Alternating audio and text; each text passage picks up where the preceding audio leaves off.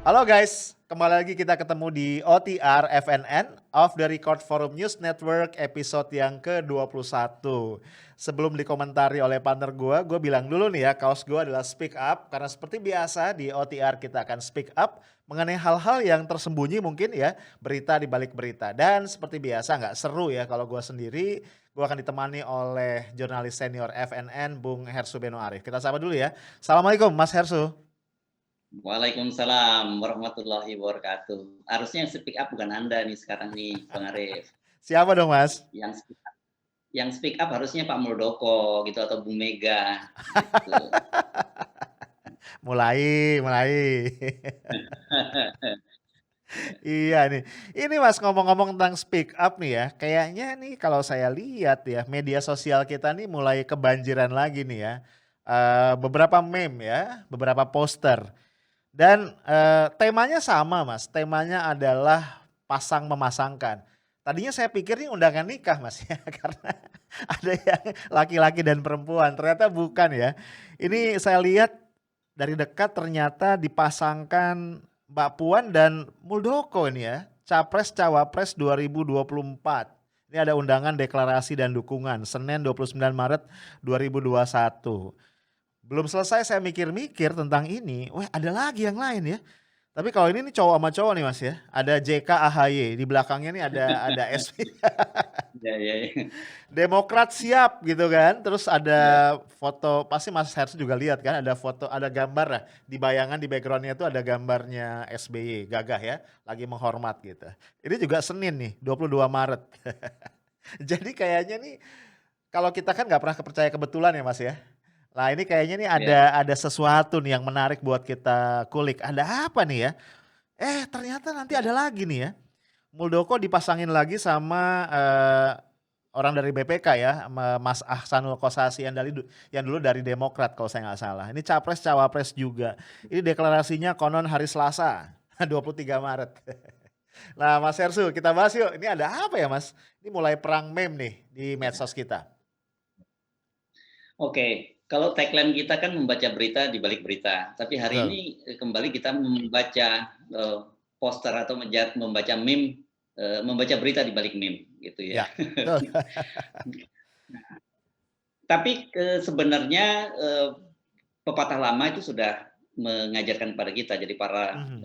leluhur kita sudah punya wisdom lebih dulu dibandingkan kita yang selalu menyebut bahwa kalau tidak ada api mungkin tidak akan ada asap gitu ya. Jadi Yes, pasti kalau kita lihat asap mulai membumbung itu ada yang sedang bakar-bakar gitu. Nah, kita betul. nggak tahu bakarnya bakar sate atau bakar suhu politik gitu. Tapi kalau dua meme ini saya kira ini membakar suhu politik. Dan kalau saya amati ini muncul yang pertama itu Puan Maharani dengan Pak Muldoko ini yang pertama ya secara kronologisnya ya kita lihat Ya. muncul di media sosial tuh Puan Maharani, Pak Muldoko. Saya bingung kalau biasanya kan kalau ada pasangan-pasangan suka disingkat, tapi kalau sebenarnya Pak Muldoko Puan gampang kita nyingkatnya Iya. Dok Mul, oh Dok Puan gitu, Dokter Puan gitu. Tapi kalau Puan Muldoko saya bingung nyingkatnya agak susah nih memang ya. Bisa Ya atau pudok Mas, PM gitu ya. bisa pudok, Apa? bisa pudok. Oh Pundok. Ya, Pudok, pudok. Pundok. Bisa juga.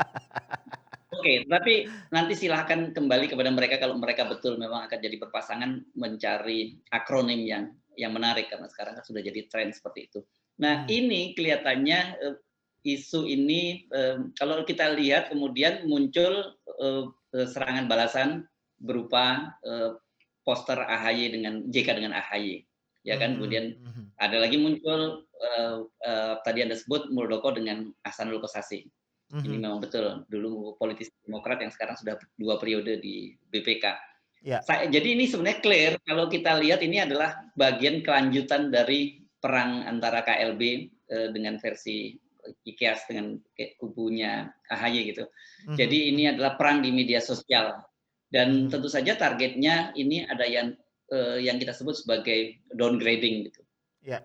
Tetapi yang menarik memang, kalau kita lihat, canggih juga ini kalau kita asumsikan siapapun yang membuat apakah kubu Demokrat atau kubu lain. Tapi tentu saja bagi kalangan, Pak Muldoko pasti akan langsung menunjuk bahwa ini kubu, AHY yang membuat. Mhm. karena mereka menganggap bahwa ini fitnah, itu dianggap sebagai pembunuhan karakter yang mencak-mencak ini PDIP gitu ketika Puan Maharani dipasangkan dengan Muldoko. Ya kan? Karena kemudian kita kan jadi teringat ada yang muncul di media bahwa sudah berlangsung di pertemuan antara Muldoko dengan Ibu Megawati di Tengku Umar, dan kemudian pertemuan antara AHY dengan Pak Jokowi di Iya, Istana Bogor. Dan iya, itu kan jadi cover juga di koran Tempo ya, di situ betul. ditampilkan juga dua cantolan kubu Demokrat. Apa artinya menarik ini? Secara tidak langsung kita melihat ada polarisasi kalau memang terjadi betul semacam itu, bahwa Muldoko sudah bertemu Ibu Megawati dan kemudian Jokowi menemui AHY. Karena kan sebenarnya sekarang ini orang selalu beranggapan bahwa tidak mungkin Muldoko melakukan langkah-langkah tertentu tanpa ada blessing dari Pak Jokowi, karena Ya, bagaimanapun dia kan KSP gitu.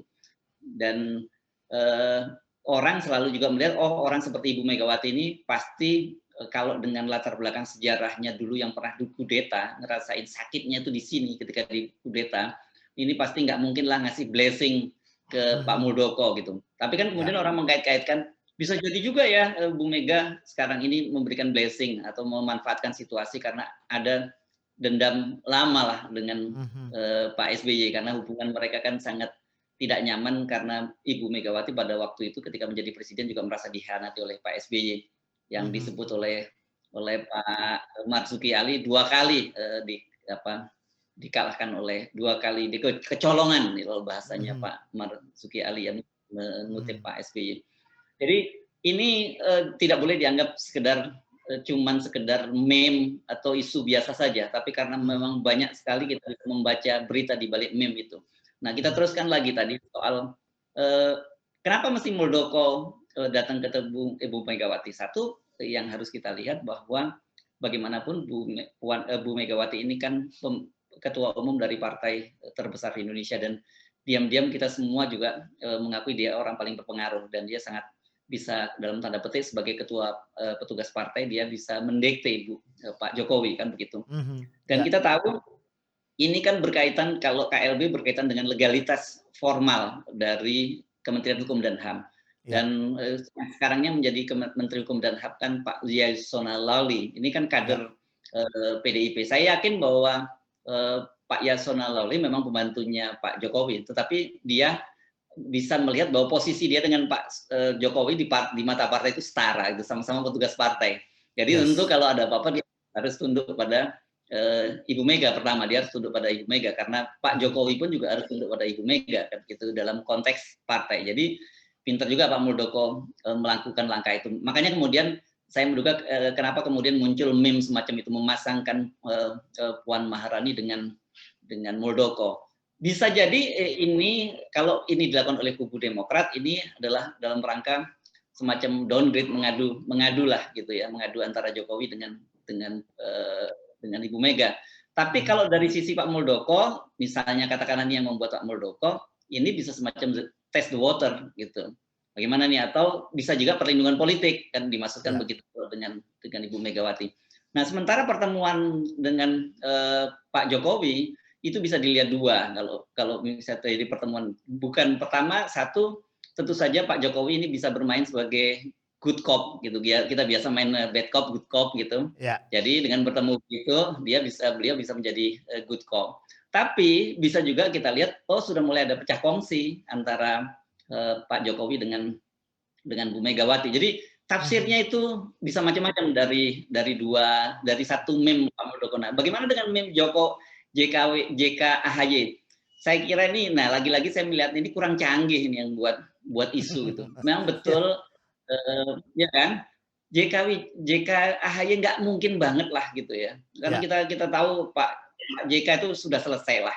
Karena beliau juga pernah dijual dengan berpasangan dengan jenderal yang lebih senior pada waktu itu, dengan Pak ya, Wiranto pun nggak laku pada waktu itu. Kita yes, mau nggak mau ini termasuk bagi Anda yang orang dari luar Jawa pasti agak nggak suka kalau dengar saya ngomong begini. Bagaimanapun juga Pak JK dari luar Jawa berat lah di. ya, ya, ya, Anda suka tapi boleh nggak suka, tapi realitas politiknya semacam itu kan gitu, Bang betul, Arief ya. mhm, Jadi saya mhm, melihat ini, yang bikin isu kurang kurang canggih. Memang kalau kita lihat sekuennya agak masuk akal, kenapa? Karena ada memang di Instagramnya Agus itu muncul foto-foto ketika dia bertemu dengan, Pak JK bersama Demokrat kalau nggak salah tanggal 14 Maret itu pertemuannya. Mhm. Dan kemudian mungkin setelah dia kalang kabut dengan dibuatnya poster, JKW Puan Maharani dengan, Muldoko kemudian dibales dengan membuat, Mhm. poster itu tadi, meme tadi, Jokowi JK AHY siap. Tapi kalau yang satu lagi tadi Anda sebut siapa dengan Ahsanul Kossasi, ini saya Ya. masih belum ketemu hitungannya ini, belum ketemu hitung apakah, saya tidak paham posisi dari Ahsanul Kossasi ini apakah dia dalam kubu, Demokrat yang, membelot membuat KLB atau dia sendirian. Itu saya kira kita bisa membacanya, tapi saya kira mungkin Anda juga punya Ya. perspektif yang lain atau informasi yang lain, Bang Arif.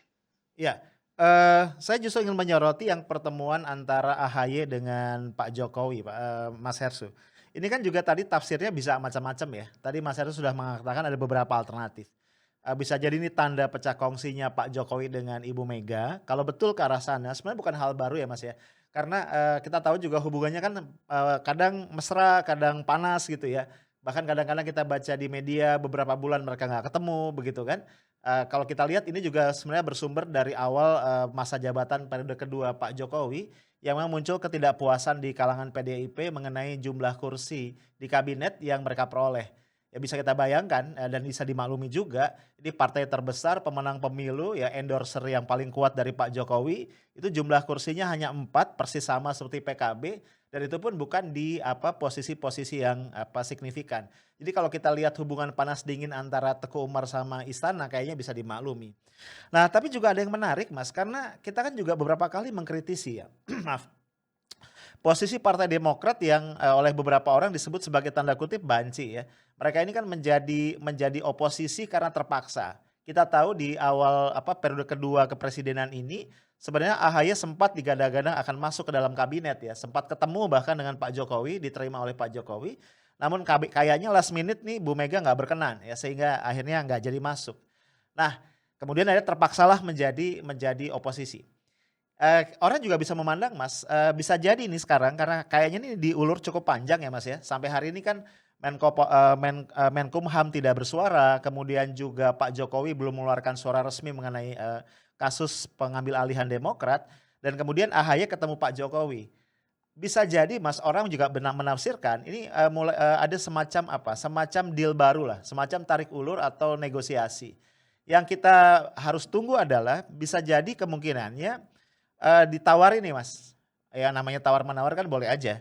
Kalau misalnya Demokrat, versi AHY atau Demokrat kubu AHY tidak lagi beroposisi kepada pemerintah, itu bisa jadi kemudian, pengesahan untuk kubu Muldoko nggak dikeluarkan. Tapi kalau mereka tidak bersedia bisa jadi nanti Muldoko yang disahkan. Nah, saya melihat ada kemungkinan, tawar-menawar ke arah situ yang juga harus kita pertimbangkan. Tapi tentu nanti kita lihat ke depan ya. Jadi kalau misalnya besok-besok nih, ternyata tidak keluar rekomendasi ya, pemerintah tetap menyatakan yang sah adalah kubu AHY, mungkin spekulasi tadi cukup beralasan. Tinggal nanti kita lihat apakah sikap Demokrat, kubu AHY terhadap pemerintah berubah atau tidak, pasca, peristiwa tadi. Tapi kalau besok-besok keluar nih ternyata bukan rekomendasi, pengesahan terhadap Muldoko, ini ceritanya jadi lain. Begitu Mas Hersu. Oke, ini kalau masuk ke spekulasi itu memang menarik. Sejauh ini, soal pertemuan Jokowi dengan AHY itu kan memang belum ada, rilis resmi ya, setahu saya ya, Betul, Bang Arif ya. ya, Itu tapi muncul bocoran-bocoran banyak yang muncul. Begitu juga pertemuan antara Muldoko dengan, Bu Megawati ini juga secara resmi tidak muncul rilisnya. Hanya, ya, seperti disampaikan juga oleh, politisi Demokrat itu, dia menyebut itu ya, Andi Arief misalnya menyebut ya, soal adanya pertemuan dengan Ibu Mega dengan Muldoko itu. Tetapi ini, saya sepakat dengan pandangan Anda tadi bahwa kalau selama sejauh ini banyak orang, termasuk kita juga membangun opini, membela Demokrat dan mengecam apa yang dilakukan oleh Pak Muldoko itu bukan berarti kita pro pada Demokrat, bukan gitu, tapi yes, kita lebih pada pro demokrasi gitu ya. Karena ya betul, kalau sampai kemudian terjadi, pengambil alihan semacam itu, dan kemudian disahkan oleh pemerintah itu betul-betul menciderai demokrasi. Jadi yes, kita tidak kita merasa percuma saja kalau gitu kita membuat, partai politik, Kenapa? Karena dipastikan kalau kita nanti oposisi, nanti pemerintah dengan berbagai cara bisa mengambil alih. Kalau Mhm, dulu, prosesnya itu melalui konflik internal, sekarang nggak perlulah nunggu konflik iya, internal. Ada yang konflik kecil-kecilan saja, kemudian bisa kita trigger, dan kemudian mhm, ada orang luar bisa menjadi, ketua umum mengambil alih kita. Itu betul-betul hijacking ya. Jadi demokrasi kita sudah dibajak, sekarang partai-partai juga dibajak. Ini kan jadi soal yang serius. Tetapi kalau, kemudian, ini dibalikan begitu saja ke AHY, tanpa konsesi apapun, ya memang rasanya terlalu naif juga betul, pemerintah gitu. Ini kan yes, kesempatan gitu yang saya sebut iya, sebagai, good cop lah di sini. iya, Dan, kemudian tentu saja bagi Demokrat dan juga bagi pemerintah ini kalau memang deal-nya semacam itu sama-sama untung, karena tadi Anda menyebut ya selama ini sebenarnya ada hajat untuk masuk dalam pemerintahan, tapi kelihatannya, kenapa bolak-balik batal tuh, satu ada faktor Ibu Megawati dengan hubungan Ibu Megawati dengan Pak SBY, tapi ada juga persoalan posnya mungkin belum nggak cocok gitu, pos yang yes, dikehendaki itu tidak deal. Jadi iya, jadi tidak ketemu begitu. Karena dalam banyak kasus misalnya Pak Jokowi berani kok nabrak, eee, nabrak beberapa keputusan yang tidak disepakati oleh Ibu Megawati. mhm, Dalam ini kasus misalnya dengan masuknya Pak Luhut, itu kan kita juga tahu sejauh yes, ini Ibu Megawati juga tidak happy dengan Pak Luhut, tapi kan Pak, Jokowi mempertahankan itu dan tetap iya, menganggap bahwa, ini dia merupakan figur yang memang selama ini mensupport dia penuh. mhm, Dan saya kira pilihan yang dilakukan oleh Pak Jokowi dalam kasus Pak Luhut ini tepat karena beliau ini bisa menjadi semacam troubleshooter gitu ya. Setiap betul, kali ada persoalan-persoalan yang dihadapi oleh Pak Jokowi, Pak Luhut ini langsung tampil menjadi troubleshooter. Orang boleh tidak suka gitu ya. Tapi mhm, ini kita kan ini ngomongnya kita lepas dari suka atau tidak suka. Kita betul, mendudukkan persoalan semacam itu. Jadi bagaimanapun juga ini semacam bodyguard lah Pak Luhut. Jadi kalau kemudian bodyguardnya diambil tidak masuk dalam kabinet lagi kan insecure dong, merasa tidak aman betul, Pak Jokowi. Dan sejauh ini menurut saya keputusan Pak Jokowi, orang boleh tidak suka, orang boleh sebel dengan Pak Luhut, nyebut macam-macam menteri segala urusan, menteri perdana menteri atau RI 3. Ya tapi iya. sejauh ini buat Pak Jokowi posisinya Pak Luhut itu menguntungkan. Itu Bang Arif. Iya.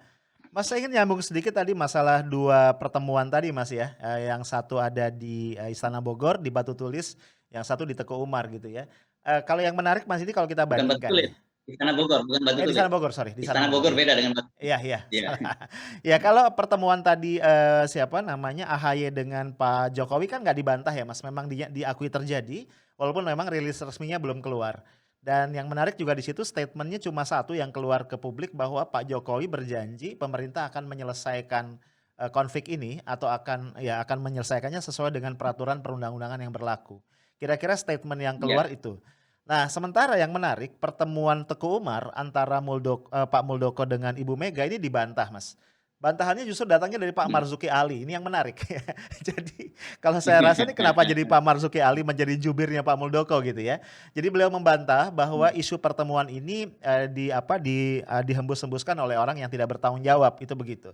Dan kemudian pada saat yang bersamaan Pak Marzuki Ali juga nampaknya membantah beberapa selentingan kabar yang mengatakan bahwa KSP Muldoko sedang bersiap-siap untuk mengundurkan diri. Ini juga dibantah oleh Pak Marzuki. Nampaknya ini dalam konteks untuk menetralisir karena orang bertanya-tanya juga Mas ya. Sejak KLB Sibolangit itu memang kita hampir tidak melihat ada kemunculan Pak Muldoko apalagi bersama-sama dengan Pak Jokowi. Ya bahkan dalam momen yang cukup penting walaupun singkat yang tanggal 9 Desember Mas, ketika Pak Presiden menerima TP3 misalnya ya, Pak Amin Rais CS itu kan Pak Muldoko nggak ada. Padahal biasanya dalam, selama ini di momen-momen penting seperti itu pasti Pak Muldoko hadir dan setelah itu memberikan konferensi pers begitu. Nah, walaupun kemarin kita dengar ya kemarin tanggal 14 Pak Muldoko sempat ke Bali ya, ketemu gubernur menyelesaikan persoalan konflik agraria. Nah jadi, dalam konteks ini menarik kenapa pertemuan antara Muldoko sama Ibu Mega harus dibantah. Nah yang menarik juga dari sumber yang mengatakan pertemuan itu terjadi, itu kan, dikatakan bahwa dalam pertemuan itu Ibu Mega sebenarnya nggak banyak bicara, yang dominan adalah Pak Muldoko dan beliau menjelaskan alasannya kenapa terjadi upaya pengambil alihan oleh beliau terhadap, Partai Demokrat. Alasannya sangat ini ya, sangat spesifik yaitu beliau ingin mengakhiri, apa namanya, peran besar atau ya dominasi dari Terah Cikeas di dalam Partai Demokrat. Nah ini saya cukup cukup apa, amazed ya bahwa statement-nya tuh sangat-sangat clear gitu ya. Dan saya membayangkan kalau kita kait-kaitkan tadi dengan, apa, cerita konflik sebelumnya antara Bu Mega dengan, Pak SBY, statement ini ingin mengakhiri Terah Cikeas ini kayaknya cukup tempting ya kalau bagi telinga Ibu Mega, saya membayangkan berimajinasi seperti itu. Nah, again memang, buat kita baru bisa meraba-raba ya, Mas, ya, karena ini apa, dots-nya ini titik-titiknya masih cukup scatter, tapi mulai kelihatan ini polanya. Tadi kita melihat ada tarik-menarik di situ, kita mulai melihat ada hubungan yang memanas, tapi kita juga melihat ada aroma tawar-menawar ya, yang kita belum tahu nih, deal-nya di berapa dan pada apa sebenarnya. Kira-kira gitu, Mas Hersum? Oke, jadi memang, banyak sekali kemungkinan-kemungkinan yang terjadi dalam politik kan selalu saya Ya, menyebut bahwa A plus B itu belum tentu jadi C gitu, dan B ketemu C belum tentu D. Tapi bisa ya, juga memang, jadi, D plus atau C plus begitu, itu kalau dalam ya, politik, hal semacam itu sangat biasa. Dan, tapi saya ingin menyoroti dari sisi, sikap Bu Mega. Bu Mega ini kan sebenarnya orang yang meskipun dalam diamnya, tetapi isyarat-isyarat itu paling penting buat kita dalam menafsirkan mhm, apa yang dilakukan oleh Bu Mega dan betul. sejauh ini sangat efektif ya apa yang dilakukan oleh Ibu Mega itu kan kita kemarin sempat menyinggung betapa beliau ini adalah politisi yang sabar dan juga gigih gitu Ya, karena kalau kita singgung dia pernah di seperti Anda singgung 10 tahun berada di luar kekuasaan zaman Pak SBY berkuasa bahkan yes, jauh sebelum itu dia juga di masa Orde Baru. Nah, itu lebih dahsyat lagi masa Orde ya, Baru dia juga menghadapi kepemimpinan dualisme kepemimpinan di PDIP tapi dia tetap gigih dan sampai sekarang kemudian berhasil menjadikan PDIP sebagai partai terkuat di Indonesia. Nah, dari situ kalau terjadi pertemuan dengan Pak Muldoko, makanya kenapa PDIP harus membantah dari sisi bukan PDIP yang membantah tapi dari Pak Marzuki Ali harus membantah karena Pak Marzuki Ali kan sekarang berada dalam satu kubu dengan Pak Muldoko. Jadi wajar betul. kalau dia kemudian membantah dan kemudian kenapa pilihannya Pak Muldoko nggak usah bicara, saya kira itu pilihan yang pas dari sisi komunikasi Mhm, karena nanti dari berbagai pengalaman ke apa yang disampaikan oleh Pak Muldoko itu selalu blunder kan, yang dia sebut cuma ngopi-ngopi ternyata iya, berakhir di KLB KLB. dan sebagainya dan ini ya politiknya gampang dibaca ketika kemudian itu dia minta agar saya dengan ditekan-tekan nanti saya bisa melakukan dengan cara saya dan sebagainya kemudian berakhir KLB juga Ya, jadi mudah dibaca jadi dengan diputuskan Pak Muldoko tidak bicara itu pilihan yang tepat. Nah, sementara Ibu Megawati, menurut saya kalau kemudian dia sampai bertemu dengan Pak Muldoko, meskipun beliau tidak bicara banyak, mhm, tapi itu bisa mhm, kita artikan ada semacam blessing dengan mau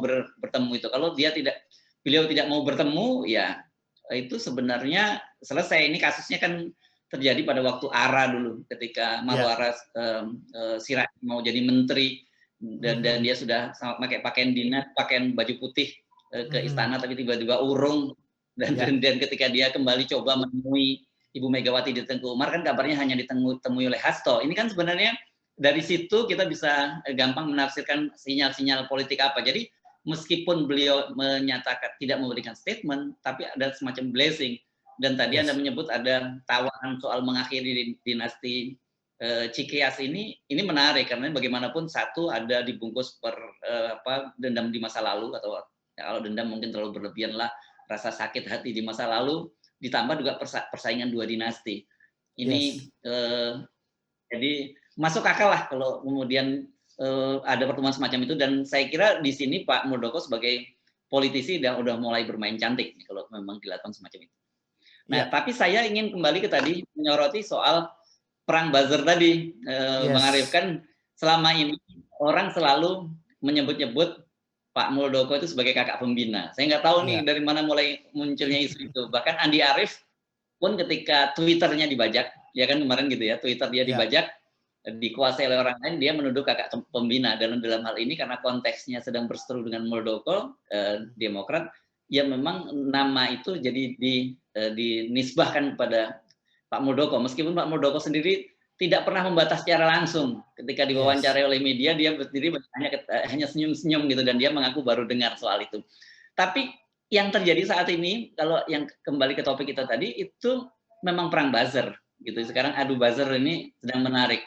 Dan sejauh ini dalam penilaian saya buzzer-nya Demokrat itu lebih unggul lah, dan Yes. kemasannya lebih cantik dibandingkan buzzer-nya Pak Muldoko. Ini jadi pertanyaan penting gitu, karena kalau sebagai kakak pembina kan harusnya dia powerful Pak Muldoko, Ya, tapi kenapa sekarang ini lagi kelihatannya kalau dari sisi opini publik Pak Muldoko ini kedodoran banget ini. betul. Iya, bisa jadi Mas persoalan juga ada persoalan budget ya Mas di situ, karena kan kita tahu kalau kita bicara buzzer ini nggak gratis ya Mas, ada tarif-tarifnya gitu ya, per tweet atau gimana saya juga nggak terlalu tahu gimana ngitungnya, tapi yang pasti itu adalah satu hal yang cukup mahal. Nah, dugaan saya sementara ini Mas, karena ini kan sebenarnya, ada aspek juga tanda kutip adalah personal project-nya Pak Muldoko ya, sehingga akhirnya kantong-kantong dana ini nampaknya nggak sepenuhnya mensupport gitu, nampaknya bisa jadi begitu. Bisa jadi kantong pribadi Pak Muldoko nggak sekuat itu nih untuk mengerahkan buzzer. Sementara kalau kita lihat, kalau kita anggap ya ini adalah, kalau bicara logistik ini SBY berhadapan sama Pak Muldoko, bisa jadi kita tafsirkan bahwa logistiknya SBY, Cikayasnya jauh lebih kuat nih, nampaknya begitu. Walau alam, tapi kalau kita lihat ini adalah perang buzzer, nampaknya ini juga mau nggak mau adalah perang logistik, Mas. Kira-kira gitu ya kalau saya lihat, Mas. Iya, iya, iya. Karena kalau kita ngomong KSP, kemudian kakak pembina dan buzzer pemerintah itu kan bisa dari APBN.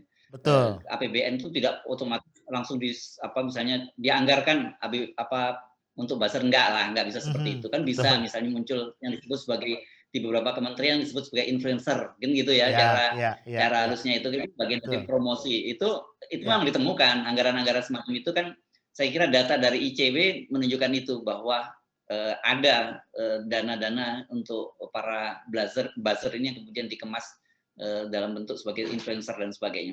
Jadi Iya. ini perang-perang ini menurut saya ini yang bagian perang di permukaan. Tetapi sekali Mhm. lagi kembali bahwa perang di bawah itu, di bawah permukaan itu memang jauh lebih seru, dan ini berkaitan dengan konfigurasi menuju tahun 2024 kalau kita Yes. kita lihat. Itu semuanya arahnya kan sebenarnya begitu, pengambil alihan Partai Demokrat oleh Muldoko yang sebenarnya kita mungkin kalau pakai akal sehat atau pakai etika moral nggak pernah terbayangkan sama sekali gitu ya.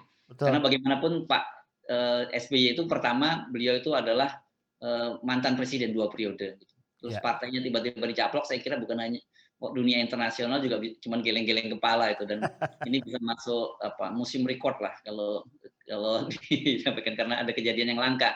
Terus kedua, kita melihat posisi Pak Muldoko sebagai orang yang pernah dibesarkan oleh Pak Pak Mhm, SBY, mhm. sehingga itu kan juga rasanya tidak mungkin karena kan melakukan langkah semacam itu. Kalau menurut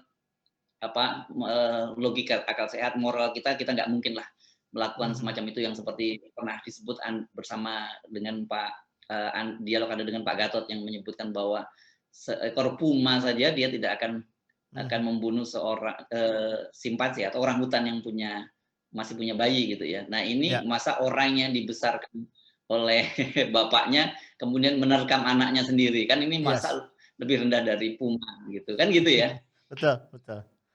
Iya, jadi ini memang ke depan kita masih akan melihat, manuver-manuver, Mas. Saya juga nggak tahu nih akan ada berapa lagi meme yang keluar, lalu siapa lagi yang akan dipasangkan gitu ya. Tapi memang, kita harus, melihat ini, politik kita ini selalu penuh dengan drama ya. Tadi ada drama sakit hati, ada kepentingan-kepentingan pribadi, ada juga politik dinasti yang ingin dipertahankan. Dan yang menariknya Mas, kita tidak bisa linier ya, karena segala bentuk kepentingan, kemudian sakit hati dan drama itu kemudian bertemu pada satu titik ya, pada satu titik dan akhirnya itulah yang kita lihat di panggung politik kita. Karena kita tahu ya pada saat kita melihat meme-meme yang tadi kita bahas itu, juga ada misalnya manuver yang ada di luar itu, tapi juga di lahan yang sama, yaitu manuvernya Kodari misalnya ya, yang kemudian tiba-tiba menghadirkan pasangan, siapa, Jokowi Prabowo dengan narasinya sendiri. Ini kan kemudian kalau kita sebagai masyarakat awam melihatnya jadi seru aja, jadi rame.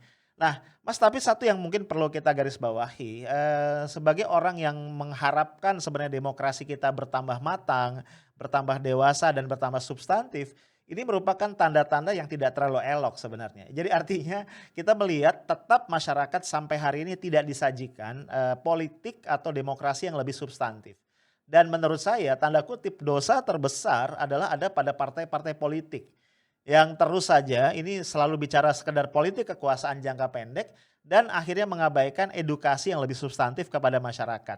Jadi kalau kita lihat sekarang, akhirnya masyarakat atau publik dibawa nih untuk selalu bertarung atau ikut bertempur di dalam isu-isu jangka pendek, pemilu dan sebagainya, pilkada, tanpa kemudian mendiskusikan hal-hal yang lebih substantif. Nah, kalau ini diteruskan, kita bisa bayangkan ke depan ya demokrasi kita akan jalan di tempat dan ini tentu akan sangat kita sayangkan, Mas Erso. Ya, ini sebenarnya situasi ini menegaskan pada kita bahwa persoalan politik di Indonesia ini adalah, politik elit. Ya, Dan, betul. publik itu atau rakyat itu sebenarnya hanya untuk justifikasi saja setiap 5 tahun sekali ketika Mhm pemilu mhm. berlangsung gitu. Ya, Nah tetapi, satu hal juga yang kalau kita amati, di Indonesia ini bagaimanapun juga namanya politik itu berkaitan dengan politik tokoh, betul. figur sentral gitu. Itu, muncul hal semacam itu pada partai-partai seperti, PDIP, pada pada Gerindra, pada Demokrat dan sebagainya ini kan saya selalu menyebut sebagai fans club gitu ya. Nah, Yes. tapi kalau PDIP sudah berubah sih, dia sudah punya kemudian grassroots dia karena bagaimanapun dia juga lebih lama gitu sudah punya itu. Sementara kalau Gerindra dan Demokrat itu masih sebagai fans clubnya SBY maupun fans clubnya Prabowo. dari Pak Prabowo.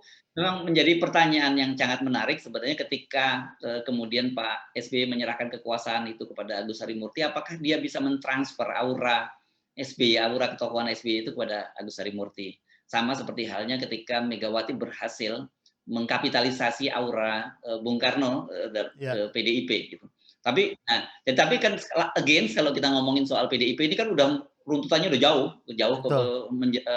pada kemerdekaan awal kemerdekaan, yakni menjelma pada figur tokoh Bung Karno yang dia sendiri juga punya masa yang dia sebut sebagai masa nasionalis atau masa Marhen itu.